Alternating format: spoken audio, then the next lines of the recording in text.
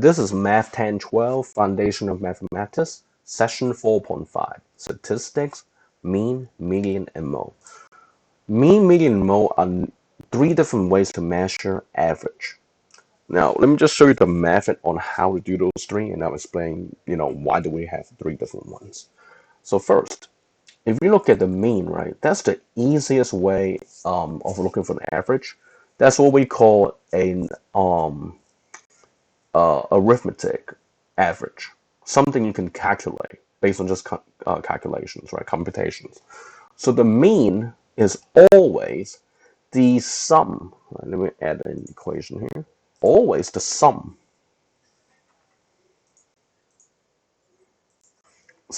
of all data.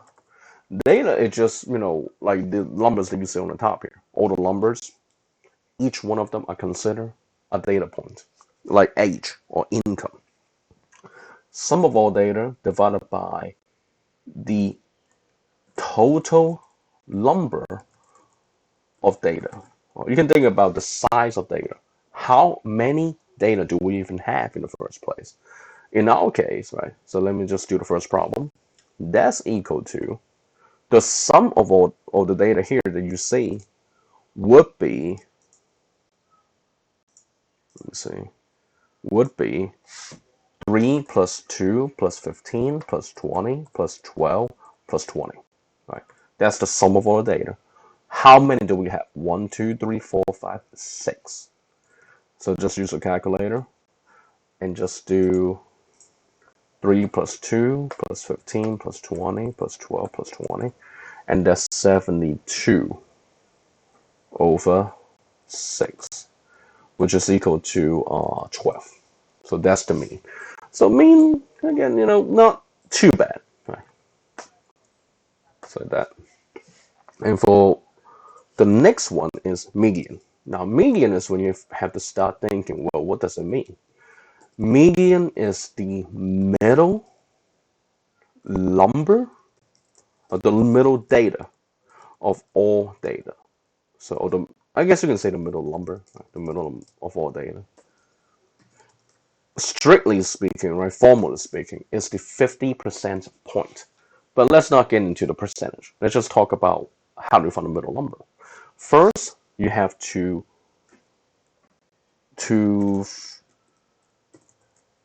find that you have to rearrange all the numbers. So I would say this middle number of all data when rearrange by size. How about this?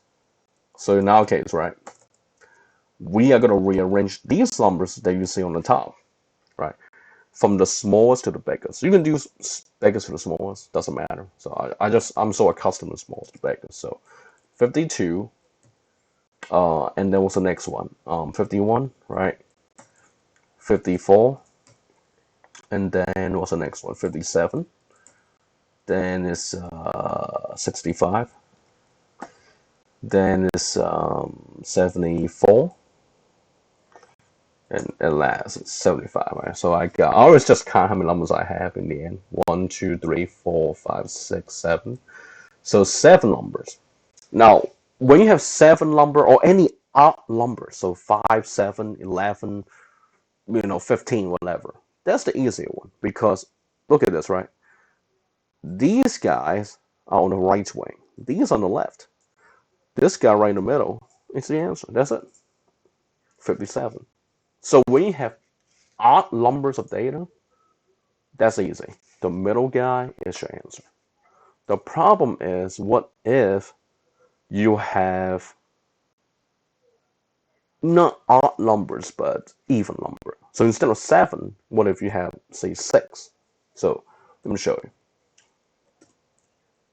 The middle number is the answer when you have an odd number of data size, right? Number of data. But if you have even number of data, right? For example, let's just say you have the same thing, but I take out the last guy. take out a very last guy, like this. So now you have 6 numbers. Now you have 2 numbers in the middle. That's 57 and 54, right? So now you have 2 middle numbers. In order to find the median, you need to find the average of those 2 middle numbers. In other words, find the mean of 54 and 57. So you're going to add them up, basically. Add them up, divide by 2, 54 plus 57 divided by 2. And I have, which is 55. So you see the mean and the median is very close. The medians is very close between those two. Even if you take 1 numbers out, it's just a little bit lower. So again, when you have odd numbers of data, just find the middle guy. Even numbers, you have to take the average of the middle 2 numbers. Now let's talk about mole, right? Which is the next problem, right? Let's see.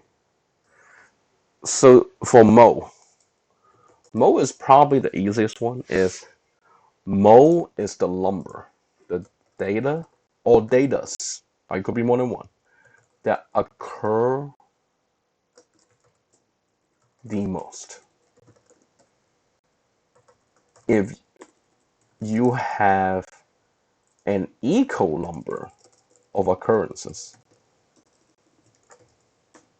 between multiple data, from multiple data,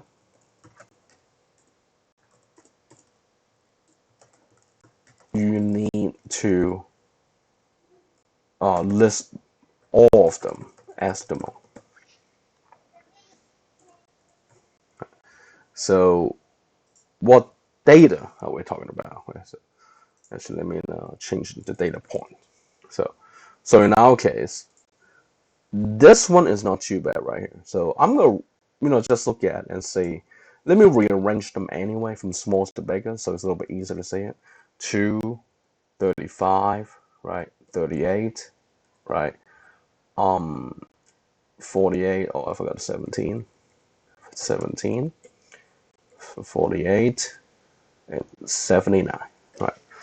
So let's see. I think I might miss one number. 35. 82. So now look at this. We have no repeat of any number, of any data point. So there is no mole whatsoever. Mole is the number, the data point that repeats itself the most. Since we don't have any repeat of data, we don't have a mole. And that happens, right? We don't have a mole. So 0, we have 0. But of course, if we have a mole, and let me try to skip to a problem that has that. Let me see. I want to find like a similar problem like this. Well, actually, you know what? Let me do this. If the data set equals to this, let's say we have another 38, right? Then the mole is 38. We call that the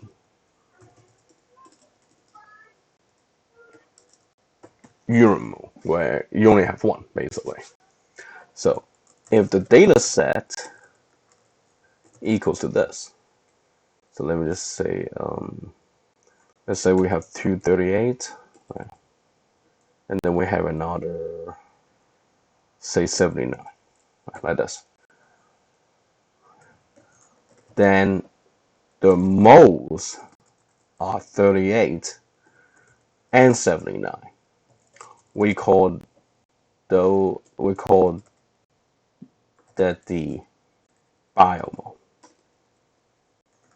Biomole because you have two. And sometimes you have more than two if the data set equals this. So let me copy this right here. Let's say we have a 2 here. Then the moles are 2. How's it going to work? Then it's 2, 38, and 79. So we have 3. We have 3 moles, and we call that multimole, like that. Wait. So multimole just means you have 3 or more. Just different terms, doesn't really mean much. They're all moles. So you can have 0, you can have 1, you can have 2, or you can have a whole bunch of them. So that's that for mole, right? Now, before we go into the next thing, I want to kind of explain why do we have so many different ways to find mole. This is beyond the scope of this class, but I just want to kind of add to this, right? Basically, if you're looking for sample like age, or maybe height, right? If you're talking about height or age of, let's say you go to a daycare center and you want to look for the average age, or maybe you want to look for the average height of your child, right? Of your bunch of toddlers, you will use average as mean. So you use the means. Why is it mean is better? Because it's unlikely you will have somebody who is so far ahead in terms of age, right, or in terms of height in a daycare center.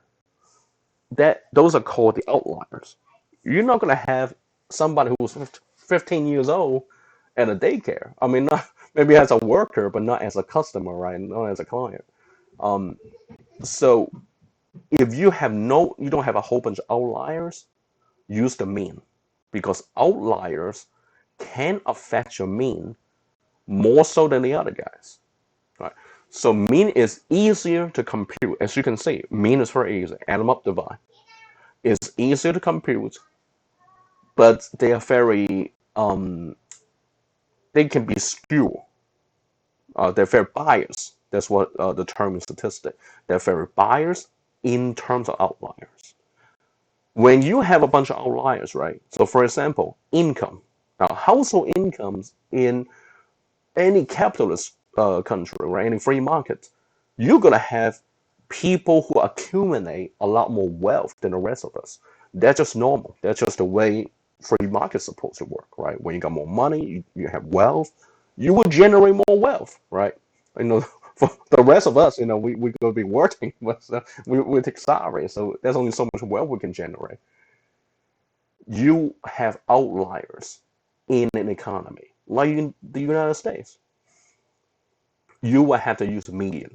So that's why every time you watch the news, they will always talk about median household income. Why median? Because median is, as you can see here, no matter what I do to the numbers, they take the middle guy. So let's just say somebody make $100 million here, and everyone else is about 50,000, 75,000. Okay, well that 1 million or 100 million is not going to affect your median that much. All it does is jump it up by one data point. As opposed to the mean, if you had 100 million, you're going to have a whole lot of numbers. The size is going to be a lot bigger. So when you have outliers, use median. When you don't have a lot of outliers, use the mean.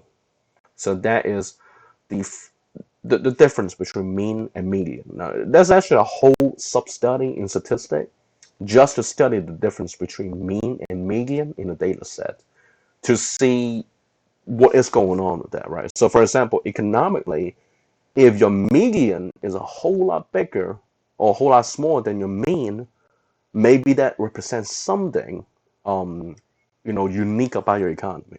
So if you come from like a communist country, if you go to like I don't know if there's any like North Korea or something like that, right?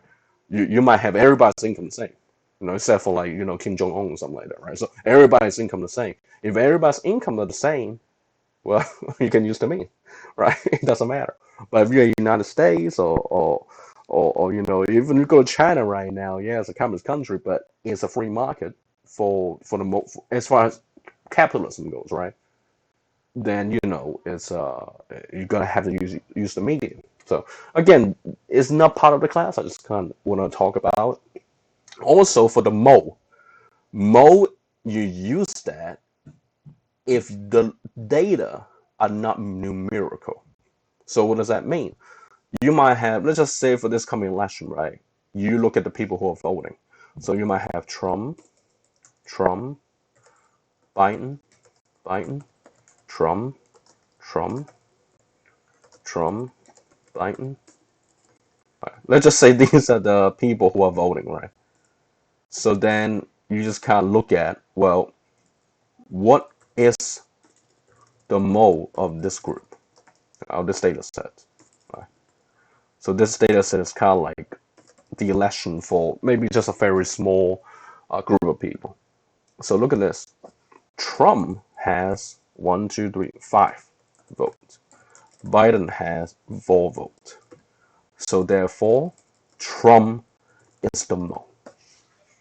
You can think about it this way. Mode is a way to kind of look for the not the average, but also kind of like what represent the data for something that's not a numerical. Right? It's not numerical because Trump is not a number. Biden's not a number. You cannot add those two together, right? So now I'm not forecasting the election results, just to make an example. So it could be the other way around. So now let's look at the next thing, which is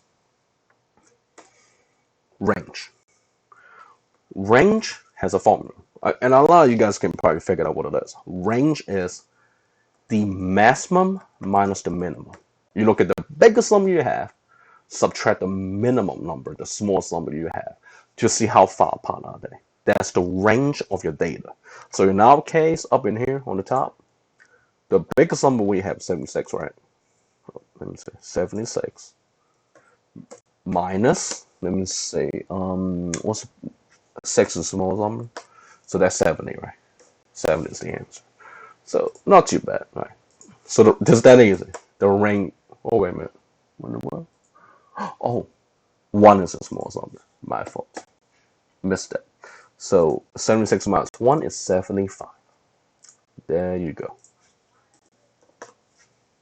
Very nice. Now, everything else is pretty much the same. Yeah, the numbers are a little bit crazier, but just use the same idea, right? And I think you should be fine for that. Now, the next one is a GPA. GPA problem is difficult. So let me go through this here real fast. GPA, you have to think about what is it that what are they trying to accomplish, right? GPA itself is an average. So to find GPA, I encourage you guys to draw a table. So let me draw this table here. It's a lot easier to draw it on paper, because I need to think about how many, let me say, how many columns I need. Let me see. They got 4 classes, and then hours, gray.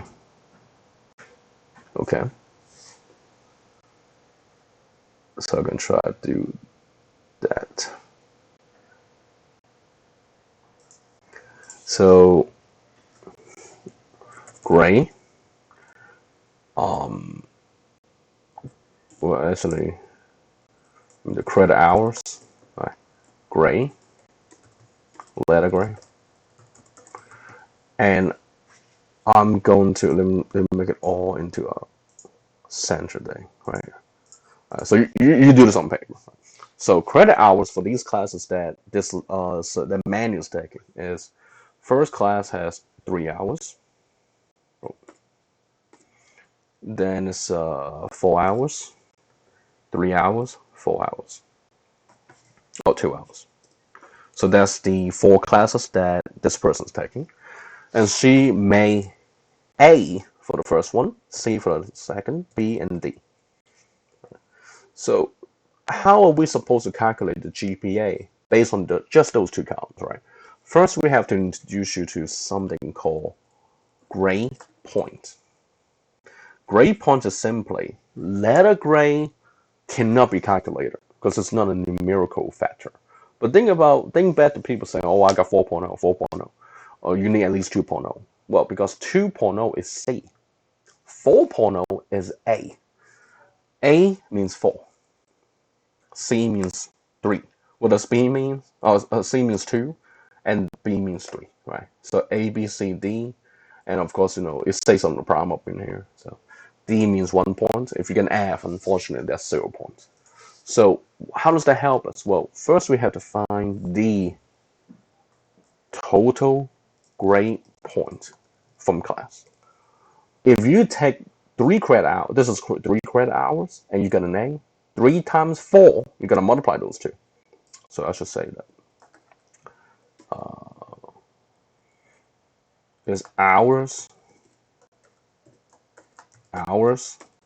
times this credit hours times grade point, like that. So let's see. So let me delete this and make it look a little bit better. So the first class is 3 times 4, which is 12. Then 4 times 2 is 8. 3 times 3 is 9. 2 times 1 is 2. Then you have to find you need 2 things. You need the total grade points altogether, right? And then you need your total credit hours. So you need those 2 things. So first, what is the total grade points? Well, let's see. 12, you can use your calculator. 12 plus 8 plus 9 plus 2. Right? So basically add up the last column. And you get 31. What's the total credit hours? That's this column, the first column. So that's 3 plus 4 plus 3 plus 2, and that's 12. So that's 12. So now after all this work, right, what does it mean here? The GPA equals, let me see, let me use the equation function here. The GPA equals, it's going to be a fraction, is the total grade points divided by the total credit hours. So you might want to write this down here, just later on when you're taking your test, whatever. So what do we have? We have 31 as the grade point. So 31 over what? Credit hours is 12. So divide by 12. Equals, well, let's see what it equals to. 31 divided by 12 is 2. That's a 2. I don't know why it looks like this one.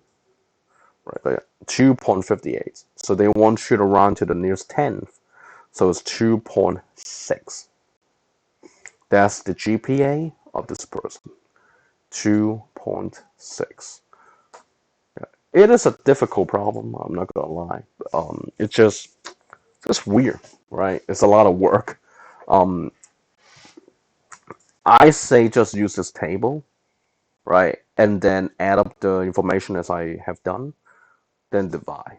So keep that copy with you when you take the test.